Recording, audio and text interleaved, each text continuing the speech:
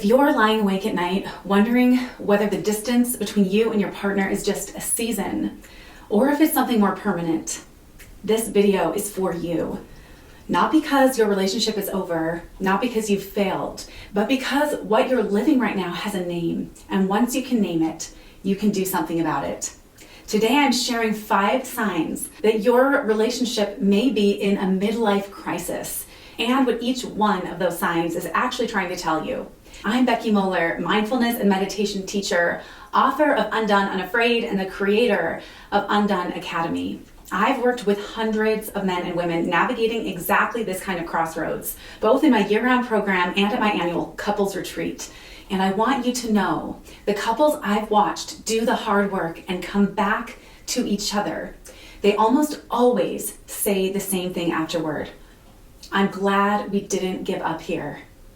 So let's get into it. Sign number 1, you're running parallel lives. You're living in the same house, you're running the same schedule, maybe even sharing a bed, and yet you feel completely alone. You might not even be fighting, you might not be in crisis exactly. You just feel absent from each other.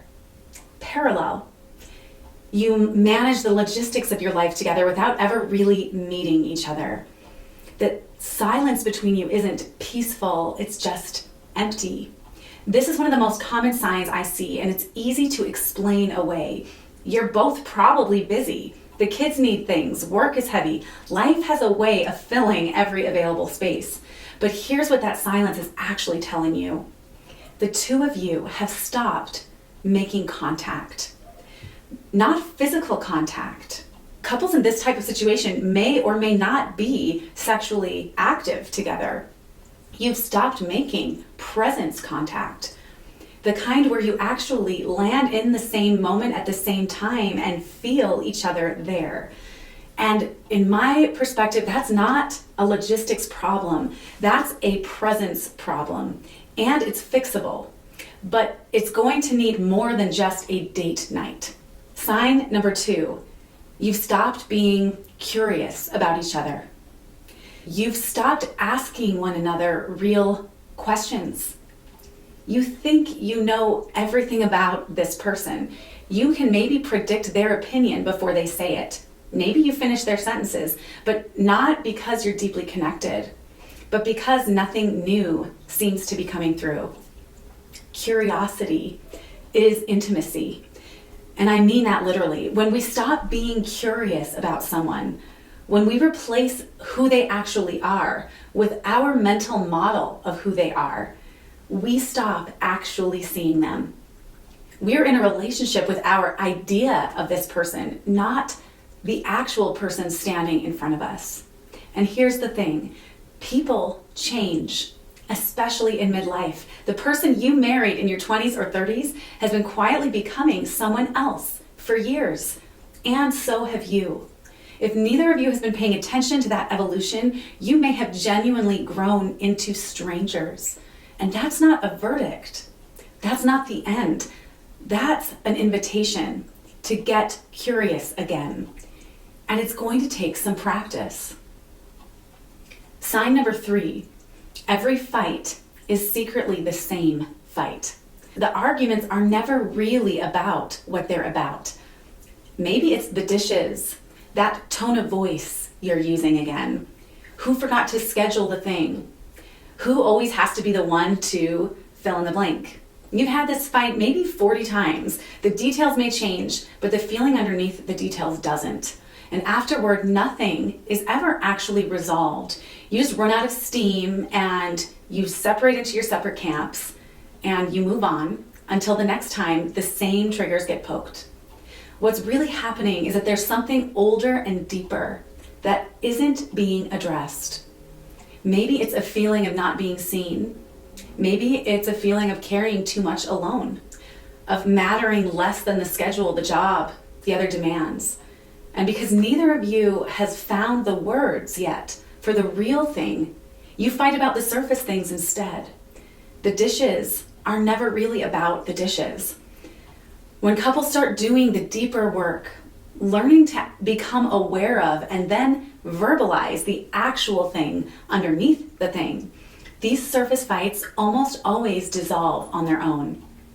Not because the problems disappear, but because you're finally aware of the real issue and learning the skills it takes to address that real issue effectively. Sign number 4 is that you feel more like yourself when you're alone. And sign number 4 is a quiet one. It's one that's harder to say out loud or even explain. You might feel more like yourself when your partner isn't around. Maybe there's a lightness you feel when they are traveling, or a relief when the house is yours for a few hours. Maybe you breathe a little easier when you're alone. This one can feel like something that's even scary to acknowledge to yourself. It can feel like proof that you've outgrown each other, or that you were never compatible, or that something is fundamentally broken. But I want to offer you a different lens. In a healthy relationship, your partner's presence should expand you, not compress you. And if being around them makes you smaller, more careful, more managed, that's important information. But it's usually not information about whether to stay or go. It's information about what's happening between you, or even just inside of you, that's making presence feel unsafe. The work here isn't to stop needing alone time. The work is to figure out why togetherness feels heavy. What's on your side of the street and what's not. Sign number 5 is you're staying by default, not by choice. Sign 5 is that you haven't consciously decided to be here. You're just here. Maybe it's because leaving feels too complicated. Maybe it's because of the kids, the finances, the history, the shared life you've built, the couple friends you don't want to disrupt. Maybe it's because you don't know who you'd be without this person next to you, because you don't have the energy to imagine something different. It's inertia masquerading as commitment. I sat with a lot of couples at this exact place.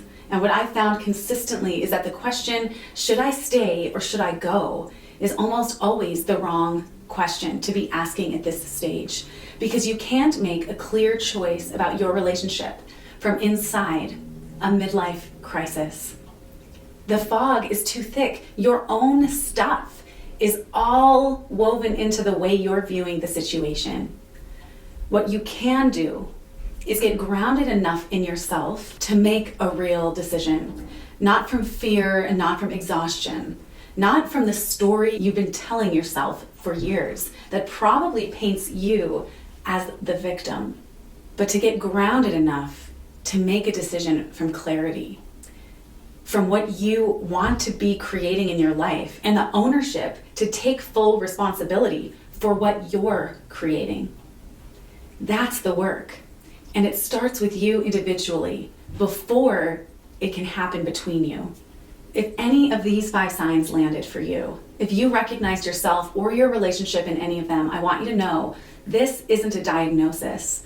It's a direction, and hopefully a hopeful direction, because I truly believe that marriage or long-term relationship is one of the most effective people-growing machines out there.